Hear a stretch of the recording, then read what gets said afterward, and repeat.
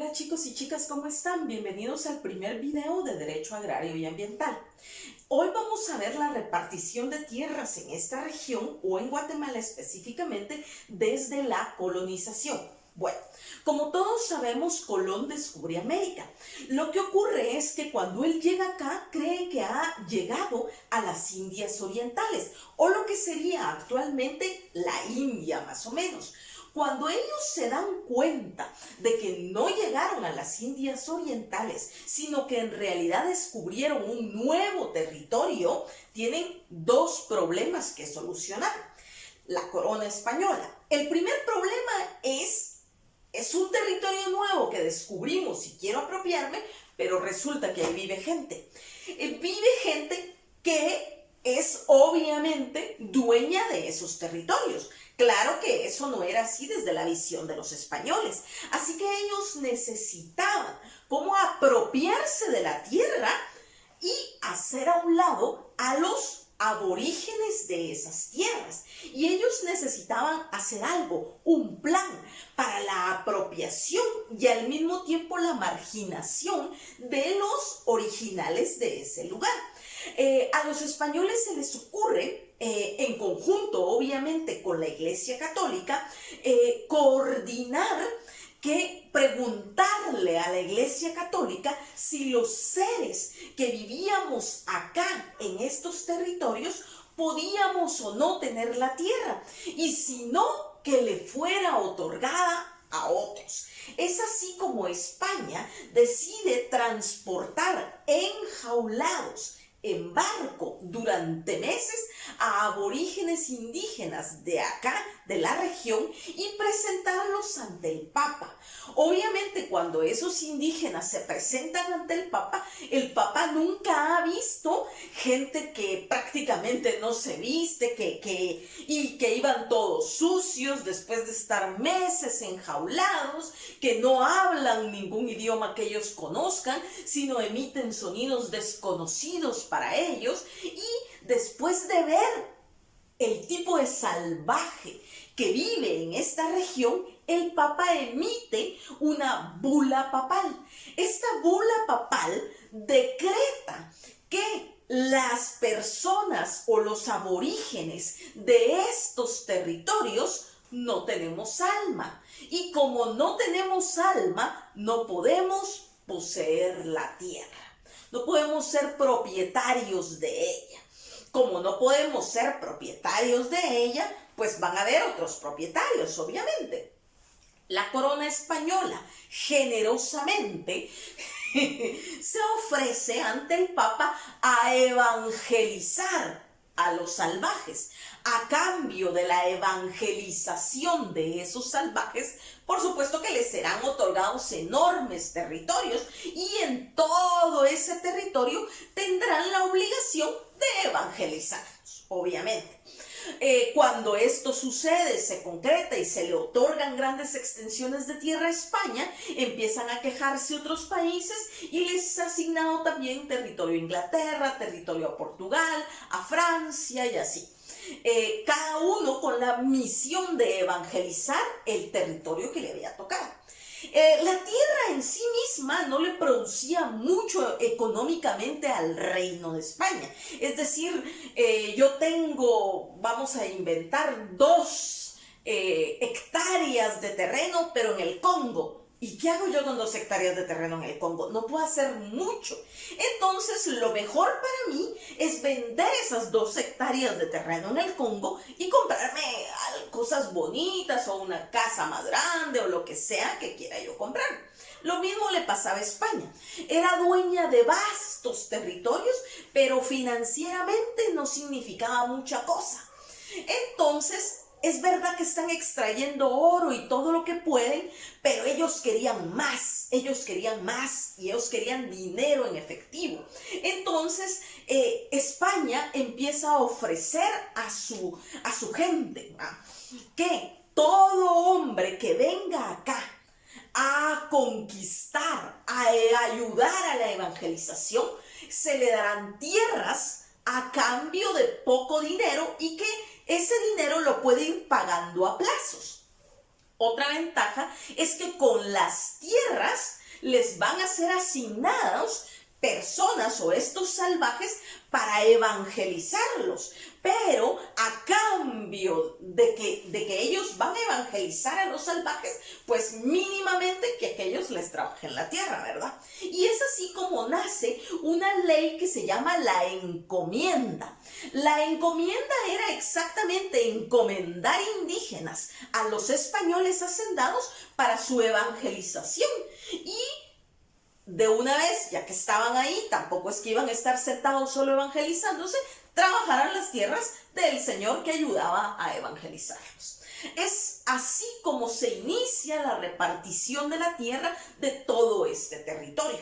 Por supuesto que pasa el tiempo, la encomienda, que es prácticamente la esclavización de indígenas, se da durante mucho tiempo. Y los territorios empiezan a crecer, empiezan a crear riquezas, las fincas a producir, ellos empiezan a pagar esas tierras a España. España está lo más de bien con eso y España ve que de verdad eso es una minita de oro y que hay un montón de territorio todavía.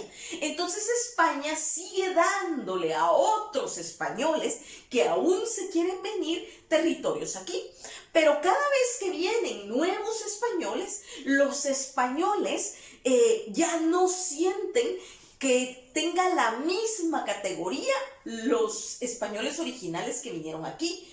Es decir, los originales miran con desprecio a los nuevos, como, ay, estos ahora vienen a aprovecharse. Pero los nuevos, a su vez, ven con desprecio a los hijos de los españoles.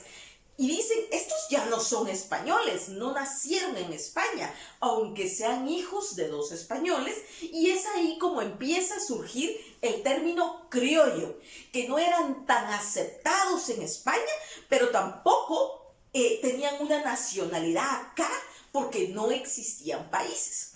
Los criollos y los papás de los criollos empiezan a ver esto como, tampoco es así la cosa, empiezan a ver que ellos hacen un montón por España, le tributan, le mandan riqueza y que aún así los están viendo con desprecio. Entonces, en distintas regiones empiezan a organizarse y empiezan a declarar que son países independientes. Eso para desvincularse de la corona española, tener una nacionalidad y dejar de tributar a España. Bueno, lo que ocurre es que México se independiza muchísimo antes de Guatemala, como un siglo antes. Y tras esa independencia de México, México empieza a tener charlas con sus vecinos, incluido las provincias de Centroamérica, porque Guatemala no se independiza sola y le ofrece una serie de cosas a las provincias centroamericanas si se llegan a independizar. Entonces, las provincias centroamericanas tenían el plan de independizarse e inmediatamente después declarar la anexión a México. Para que todos los apoyaran y poder lograr esa independencia, lo que hacen es que los ricos que querían la independencia, los criollos ricos que querían la independencia, van y hablan con todos los funcionarios de las provincias de Centroamérica, con todos los que tienen cargos públicos, y llegan y les prometen que la situación seguirá siendo exactamente la misma y todos van a seguir en sus puestos si apoyan la independencia. Entonces todos deciden que de alguna forma, aunque sean españoles, aunque la corona les paga, todos saben que a veces la corona sustituye funcionarios o que la corona ya no ve a los hijos de esos funcionarios nacidos aquí como españoles netos y piensan que les conviene más esa independencia porque van a seguir todos en sus mismos puestos y al mismo tiempo van a pasar a ser parte de un nuevo país. Es así como este conjunto de criollos apoderados y con dinero deciden declarar la independencia de Guatemala. Se reúnen, redactan un acta de independencia, ya con todos de acuerdo, la firman y todo, y al terminar el proceso ellos dicen, bueno, ya tenemos toda la documentación, ya lo hicimos, ya los que estamos aquí estamos de acuerdo. Pero, ¿cómo hacemos para declararla? Para que la gente salga a la calle y gritemos la independencia. Entonces, a la famosa señora Dolores Bedoya de Molina, o Molina de Bedoya, no me acuerdo, se le ocurre que lo que tienen que hacer es comprar bombas, cohetes, quemarlos en la noche, que la gente salga, y cuando la gente salga por el bullicio, entonces declaran la independencia de Guatemala. Es así como lo realizan. Ellos se juntan, queman bombas, cohetes, la gente sale de sus casas a preguntarse qué es, y es ahí cuando gritan que Guatemala es un país independiente, en realidad las provincias de Centroamérica. Después de eso, y de varias negociaciones y de un tiempo de negociaciones, Guatemala se anexa a México.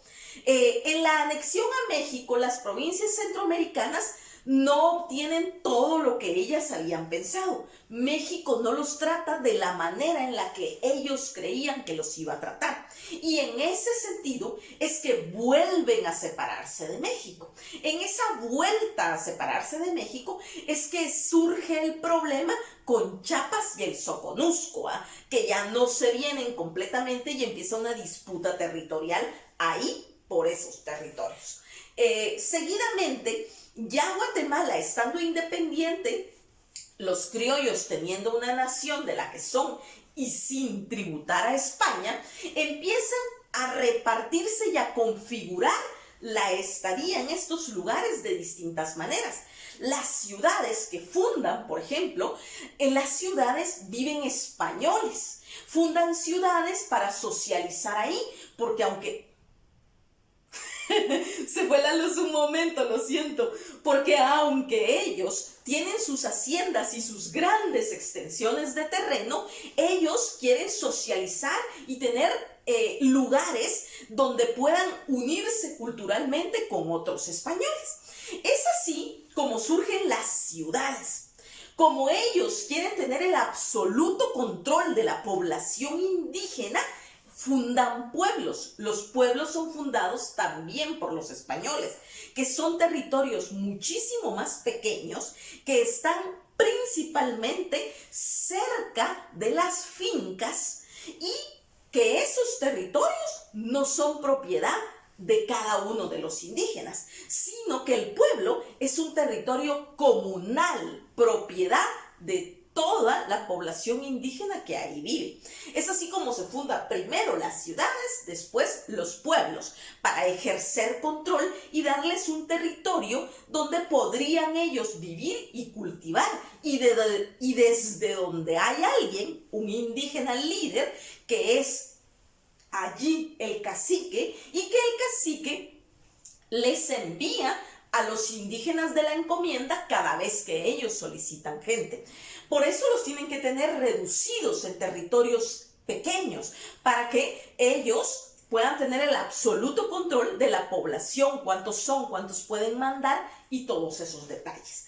Después, cuando empieza a haber una mezcla de españoles con indígenas, principalmente porque los españoles violan indígenas, surge la mezcla, los mestizos que después surge de ahí los ladinos. ¿Qué ocurre? Ocurre que los pueblos indígenas no querían ahí a estos niños que eran hijos de españoles con indígenas que habían sido violadas.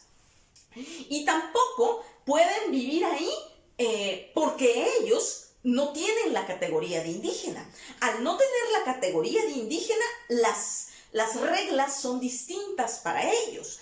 Como ellos no son indígenas, sí pueden tener tierras, pero no tienen tanto dinero para tener tanto territorio.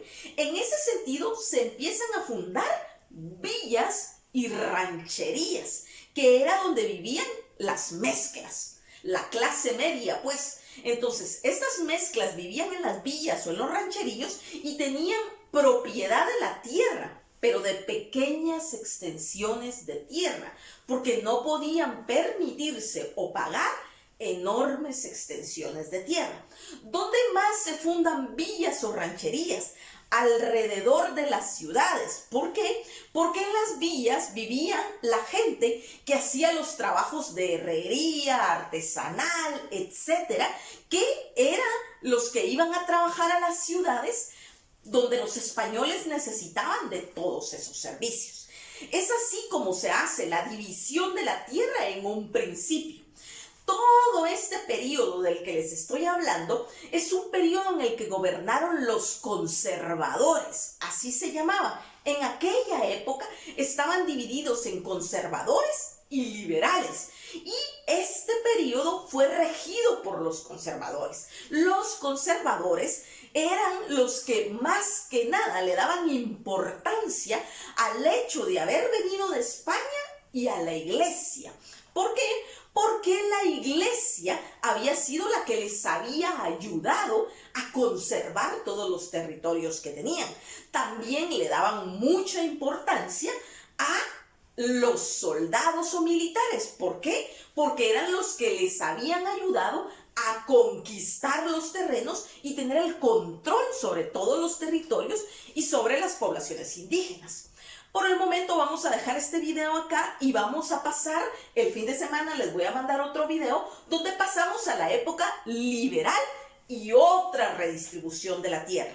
Feliz fin de semana, se cuidan.